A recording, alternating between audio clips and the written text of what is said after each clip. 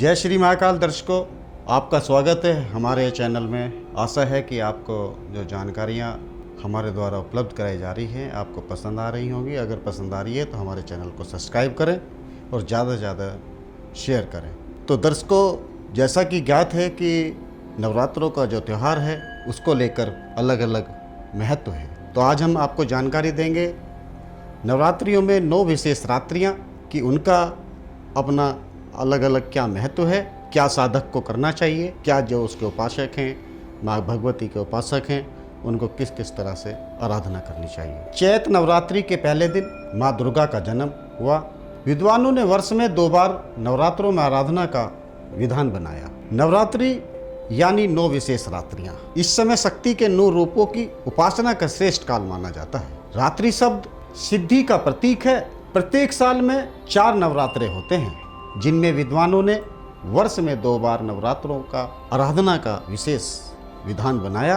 विक्रम संवत के पहले दिन अर्थात चैत्र मास के शुक्ल पक्ष की प्रतिपदा पहली तिथि नवमी तक नवरात्रे होते हैं। ठीक इसी तरह 6 माह बाद अश्विन मास शुक्ल पक्ष की प्रतिपदा से महानवमी यानी विजयदशमी के एक दिन पूर्व तक देवी की उपासना की जाती है।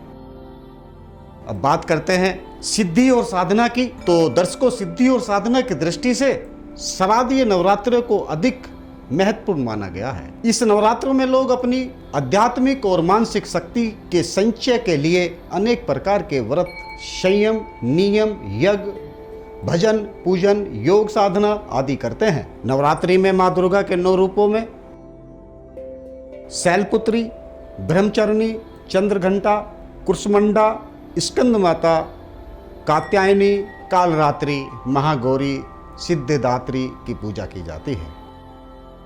ऐसा माना जाता है कि इन 9 दिनों तक माँ दुर्गा धरती पर रहती हैं और भक्तों की मनोकामना पूर्ण करती हैं। चैत्र नवरात्रों का महत्व हिंदू धर्म में प्रचलित मान्यताओं के अनुसार चैत्र नवरात्रों के पहले दिन माँ दुर्गा का जन्म हुआ था और माँ दुर्गा के कहने पर ही ब्रह्मा जी ने सृष्टि का निर्माण किया था। इसलिए चैत्र शुक्ल प्रतिपदा से हिंदू नववर्ष शुरू होता है। इसके अलावा कहा जाता है कि भगवान विष्णु के 7वें अवतार भगवान राम का जन्म भी चैत्र नवरात्रि में ही हुआ था। इसलिए धार्मिक दृष्टि से भी चैत्र नवरात्र का महत्व बहुत अधिक है।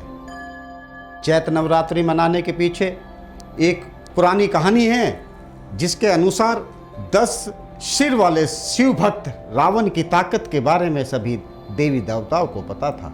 इसलिए माता सीता को लंका से वापस लाने के लिए जब श्री राम रावण से युद्ध करने जा रहे थे तो उन्हें देवताओं ने माँ शक्ति की आराधना करने और उनसे विजय का आशीर्वाद लेने की सलाह दी। भगवान राम ने ऐसा ही किया। भगवान राम ने माँ को चढ़ाने के लिए 108 नील कमल की व्यवस्था की और पूजा शुरू कर दी। जब रावण को पता चला कि श्री राम माँ चंडी की पूजा कर रहे हैं तो उसने भी माँ की पूजा शुरू कर दी। रावण किसी भी हाल में अपनी हार स्वीकार नहीं करना चाहता था, इसीलिए उसने राम के 108 फूलों में से एक चुरा लिया और अपने राज्य में चंडी पाठ करने लगा।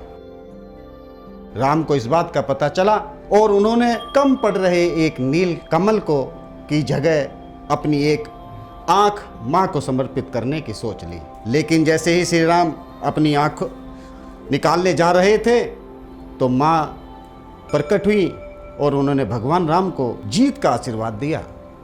दूसरी ओर रावण चंडी पाठ कर रहा था, तभी हनुमान जी ब्राह्मण बालक के वेश में उनके पास गए और रावण से गलत मंत्र का उच्चारण करवा दिया, जिससे माँ चंडी क्रोधित हो गई और रावण को श्राप दे दिया, जिसके परिणाम स्वरूप राम रावण युद्ध में रावण का अंत हो गया। नवरात्रि के आखिरी दिन को राम नवमी के रूप में मनाया जाता है।